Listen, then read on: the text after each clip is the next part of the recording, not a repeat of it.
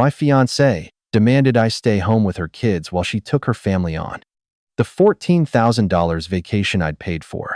She texted me, "If you can't step up, maybe it's time to step out." After covering $28,800 of their bills, I decided to step out in a way they never expected. Their faces went pale when a screenshot dropped into the group chat. I am not rich. I never have been.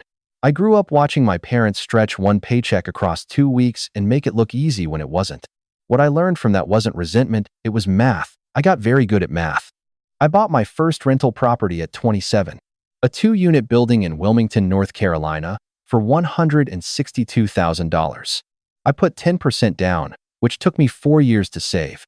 I did the inspection myself, talked the seller down $8,000 on a bad water heater, and managed every repair for the first 3 years with my own hands and a YouTube tutorial. By the time I met Delia, I owned 4 units across 2 small buildings.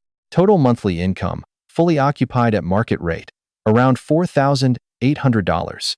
I was not wealthy. I was disciplined. There is a difference, and I knew it better than anyone. People called me the responsible one. My family, my friends, my coworkers. I was the guy who showed up early, stayed late, had a plan, had a backup plan. I was used to being that person. I didn't mind it. What I didn't realize was that some people hear responsible and think available. They think it means you'll absorb whatever they can't carry, and they will let you carry it for a very long time before you notice the weight. I met Delia at a mutual friend's cookout. She was funny and direct, and she had 2 kids, 7 and 10, from a previous relationship, which she told me about on our first date because, she said, she didn't have time for games. I respected that. We dated for 8 months before things got serious. Her family came with the package. Her parents, Ren and Dawn, who had retired early on a fixed income, and her younger sister Sloane, who was between jobs and apartments and, as Delia put it, just needs a soft landing for a few months. The soft landing I offered them was 2 units in my second building. The parents took Unit 2 at $850 a month.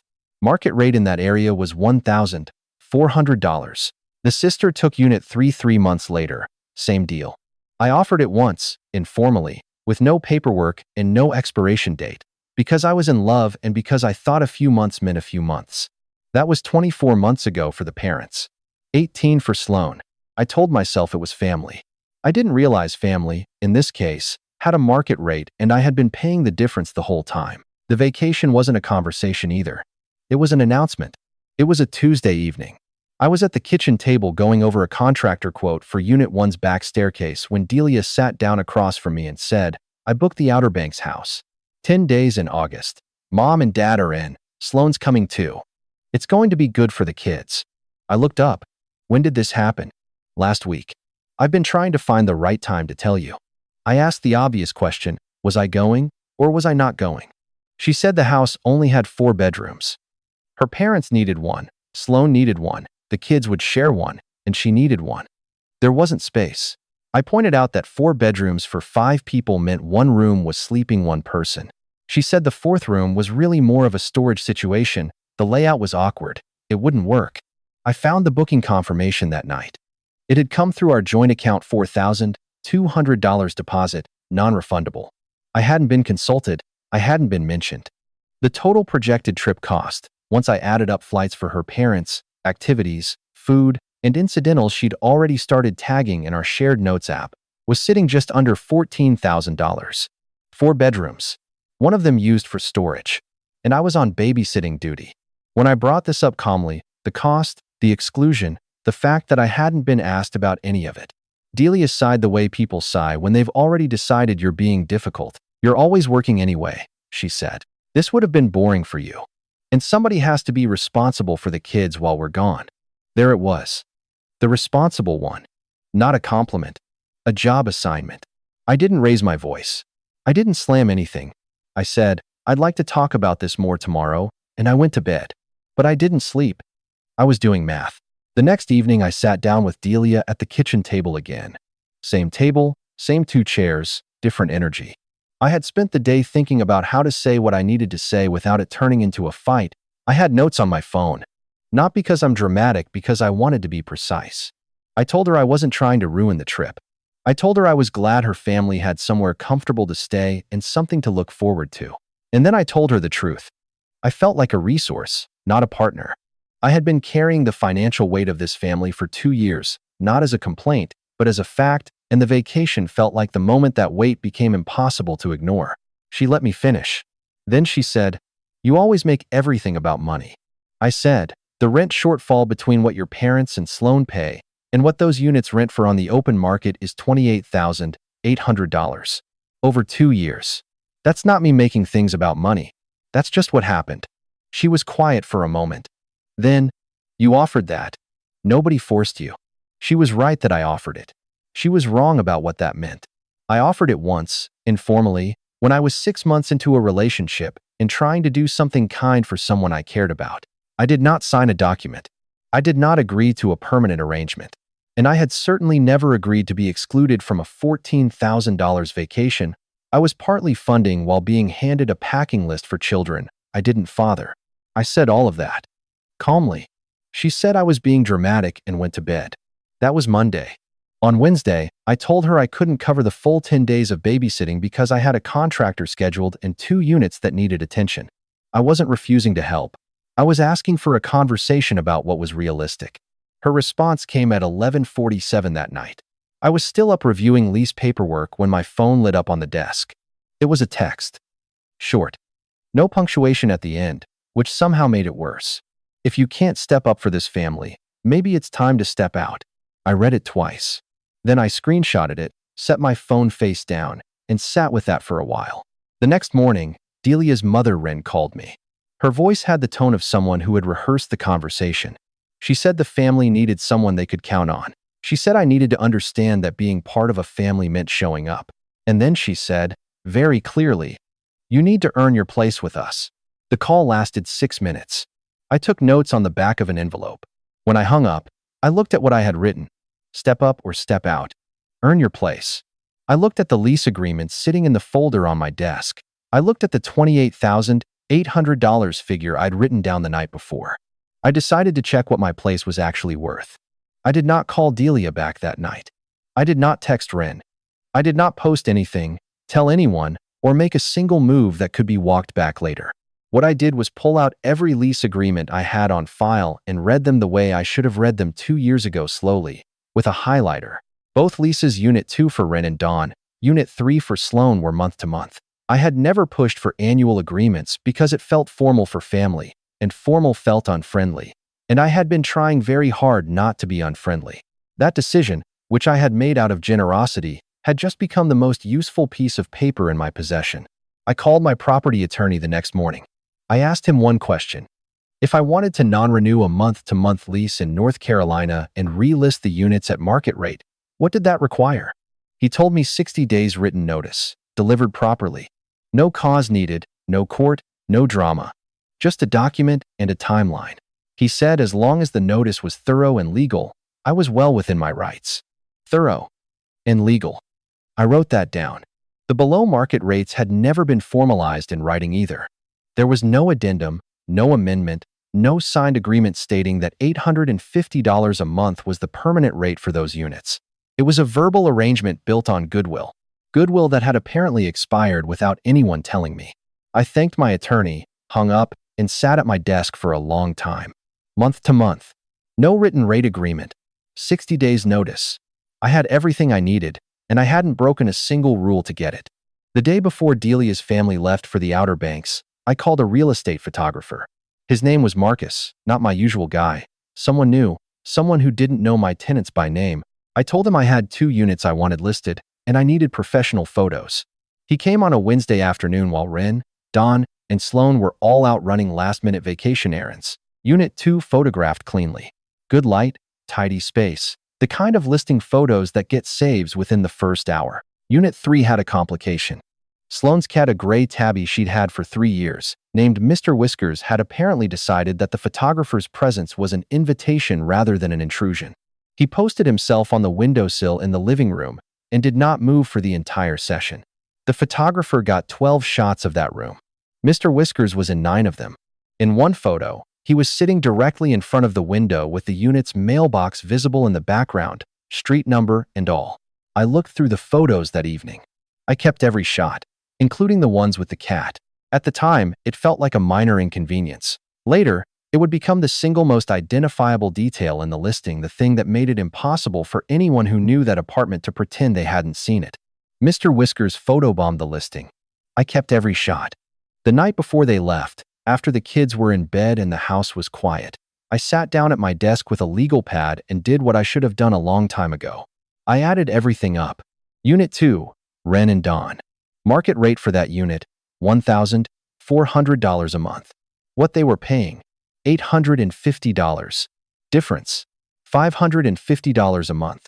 They had been in that unit for 24 months. I wrote the number at the end of that line, $13,200. Unit 3 Sloan.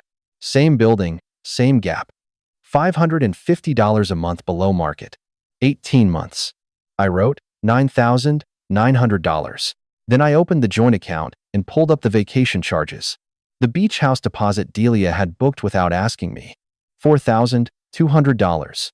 Flights for her parents. Activity bookings she'd tagged in our shared notes. Food budget she'd mapped out in a spreadsheet she hadn't shown me but had linked to the shared folder we used for household planning. I went through every line. The total for the trip, conservative estimate, not including what they'd spend once they got there, was sitting just under $14,000. Most of it already committed. Much of it already gone. I added the two rent shortfalls together. $13,200 plus $9,900. Then I wrote the vacation number underneath. Then I drew a line and added everything up. $42,800. I wrote it at the bottom and underlined it twice. I printed 2 copies. I put one in a folder. I didn't decide what to do with the second copy yet. They left the next morning at 9. I watched Delia load the last bag into the car. She hugged the kids, told them to be good, and said she'd call every night. She waved at me from the driveway. I waved back. Neither of us said anything that mattered. I waited until the car turned off the street. Then I sat down and drafted 2 letters. The first was a 60-day notice of non-renewal for Unit 2 Ren and Dawn's apartment. The second was a 60-day notice of non-renewal for Unit 3 Sloan's. Both letters cited the month-to-month status of the leases and my intention to relist both units at market rate upon expiration of the notice period. I had my attorney review them both that afternoon. He made one change. He added a sentence to each letter stating that should the current tenants wish to remain, they were welcome to inquire about a new lease at the current market rate of $1,400 per month. That sentence was his idea. I kept it. It mattered to me that the letters were an offer as much as they were a notice. I was not trying to put anyone on the street. I was done subsidizing a family that had decided I was furniture. Both letters went out by certified mail on Friday morning. I drove to the post office myself. The tracking receipts were timestamped 9:14 a.m. I photographed them with my phone before I left the counter. It was the same morning Delia's family was loading up for the beach. 2 hours into their drive south, the mail carrier knocked on the door of Unit 2. Nobody answered. The notice slid through the mail slot and landed on Ren and Dawn's entryway floor, face up. They were somewhere on I-40, probably arguing about where to stop for lunch when that envelope hit the ground. I drove home, made coffee, and pulled up the listing photos on my laptop. The Mr. Whiskers shots were still in the folder. I looked at the one with the mailbox and the background unit number clear, street visible, gray tabby centered in the frame like he'd been hired for the job. I uploaded both listings to Zillow. Market rate. Available in 60 days. By the time I set my laptop down, the listings were live. Both listings had been live for less than 3 hours when the first save notification came through. Then another. Zillow works the way most real estate platforms do. It pushes alerts to users who have searched that zip code recently, who have saved nearby listings, who have the app on their phone and location services running. I knew this because I had used the same system to find tenants before. I also knew that Ren had the Zillow app. She had mentioned it once, casually, when she was helping a friend look for a place across town. She liked to browse listings the way some people browse menus, not because she was going anywhere, just because she found it interesting. I set alerts on both listings so I would receive a notification each time someone viewed or saved them. By Saturday evening, Unit 2 had 11 saves. Unit 3 had 8. I did not know who any of those people were. I didn't need to. I just needed the listings to exist, to be findable, and to be undeniable. By Sunday morning, someone in their beach house group chat had already screenshotted it. I know this because my brother, Garrett told me later what the messages looked like from the outside. The way the screenshot dropped into the chat, the few minutes of silence, and then everyone talking at once. But that came later. On Saturday night, I didn't know any of that yet. What I knew was that the listings were live, the notices were in transit, and whatever was going to happen next was already in motion. I sat in the living room for a long time that evening. I thought about what I was walking away from, not the family, exactly, but the version of the future I had been building in my head for 2 years. The one where this worked out, where the arrangement normalized and Delia started seeing me as a partner instead of a provider, where her parents eventually stood on their own feet and said thank you and meant it. I had held on to that version longer than I should have. I took the engagement ring off the nightstand and put it in the top drawer of my dresser. Not dramatically. I didn't throw it, didn't put it in a box, didn't say anything out loud. I just didn't want to look at it while I thought. There's a difference between a decision and a performance, and I wasn't performing for anyone. I called my brother Garrett. He had known about the situation for months, not every detail, but enough. He listened while I walked him through what I had done. When I finished, he was quiet for a second. Then he said, "You gave them every chance." That was all he said. It was enough. I told him to come over Sunday morning for coffee. I had a feeling I might need a witness. That night I slept better than I had in months. Not because I was happy about any of it. Because I had stopped waiting for someone else to decide what my life was worth. I put the ring in the drawer. Then I slept better than I had in months. Garrett showed up at 9 Sunday morning with a bag of donuts and the kind of expression that meant he already knew something was coming. We were on our second cup of coffee when my phone rang at 11:23 a.m. It was Delia. I put it on speaker without thinking twice. Garrett set down his donut. She was not calm. Her voice came through the phone at a volume I hadn't heard from her before, high, fast, the words running into each other. She said I had lost my mind. She said this was insane. She said I had betrayed her family, blindsided people who trusted me, and that doing this while they were on vacation was the most psychotic, petty thing she had ever seen anyone do. I waited until she stopped. Then I said 3 things. I said the notices were sent by certified mail in full compliance with North Carolina's tenant-landlord statutes. I said the listed rate was market rate, the same rate any other tenant in that zip code would be paying. And I said she had sent me a text at 11:47 p.m. on a Wednesday telling me to step up or step out, so I stepped up. Just not in the direction she expected. Silence. Then, "You're doing this because you're petty." I said, "I'm doing this because I'm thorough and legal." She hung up. Garrett looked at me from across the table. He picked his donut back up and didn't say anything, which was exactly the right response. 15 minutes later, Ren called. The volume was different this time. Lower. The anger was still there, but underneath it was something else, something closer to panic, and underneath that, something I hadn't expected at all. Her voice, by the end of the first minute, had the specific flatness of someone who has just realized they may have made a serious mistake. She asked if this was really happening. I said it was. She asked if I understood what this meant for them, their fixed income, their situation, the disruption. I told her I understood, and that was exactly why the letters included a renewal option. If they wanted to stay, I was willing to discuss a new lease. At market rate, the same rate I would offer any tenant. She was quiet for a moment. Then she said, "I told you that you needed to earn your place with us." I said, "I heard you. I decided my place had a market rate. Turns out I'd been discounting it for 2 years." Another silence. Longer this time. Then Rin said something I wasn't prepared for. She said, "That wasn't fair of me to say." Her voice had changed completely.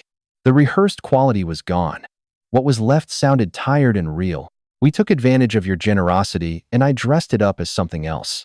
I'm sorry for that." I didn't say anything for a moment. I hadn't written that sentence in any version of how I thought this conversation would go. I told her I appreciated that. I told her the 60 days stood, but my door was open for a real conversation when she was back.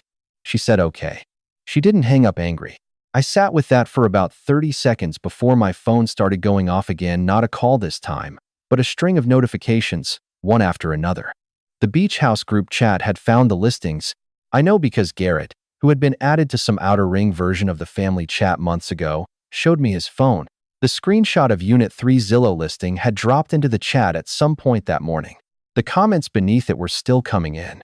The first person to recognize it had been Sloan. Of course, it was Sloan.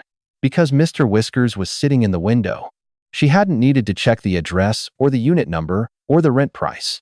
She had seen her own cat in her own apartment in a professional listing photo, and she had known immediately and with complete certainty that her home was on the market. There was no ambiguity to argue with. There was no version of events where she could tell herself she was misreading the situation. Mr. Whiskers had made that impossible. The last call came 20 minutes later. It was Don Delia's father. Retired contractor, 63 years old, a man who had spent his working life building things with his hands. His voice was the quietest of all of them. He didn't yell. He didn't accuse. He said he had looked at the notices, looked at the listing, and looked at his daughter's text messages, which she had apparently shown the family in the context of explaining why I had done what I did. He was quiet for a moment. Then he said, "You did everything right and we treated you like a problem. I'm not going to pretend that's okay." I asked him what he wanted to do about it. He said, "Make it right, if you'll let us." 5 words I had not put in any version of that conversation. Her father said 5 words I never expected. "We owe you an apology." Delia came home on a Tuesday. She had spent 10 days at the beach, and somewhere in the middle of that she had decided that what I had done was unforgivable. She sat across from me at the same kitchen table where this had all started and told me she needed me to retract the notices. That if I really loved her, I would fix this. I told her I wasn't retracting anything, but I had spoken with her parents, and I was offering Ren and Dawn first right of renewal, a new lease, market rate, with a 6-month payment plan built in to ease the transition. Same offer extended to Sloan if she wanted it. Delia looked at me for a long moment. Then she said, "So that's it?" I said that was it. She left the ring on the kitchen table. I put it in the drawer with the other one. Then I called the jeweler and asked about store credit. Ren and Dawn accepted the renewal offer. It took them 4 days to call back, but they called. They signed a 12-month lease at $1,400 a month with the payment plan attached. The first month they paid on time. So did the second. Sloan moved out inside of 40 days. She had a friend with a spare room, and she needed the fresh start more than she needed the familiar. Unit 3 was listed, shown, and re-rented within 3 weeks. Full market rate. No exceptions. I used the store credit from the ring toward a repair job on Unit 1's back staircase, the same one I had been quoting contractors on the morning. Delia handed me that packing list. It needed about $2,400 of work. Unlike the relationship, it was worth fixing. Some people will say I chose money over family. I understand why it looks that way from the outside. But I didn't choose money. I chose myself. And that was the first time in a long time I had done that. If you made it this far, drop a comment. Tell me if I was wrong. I read every single one.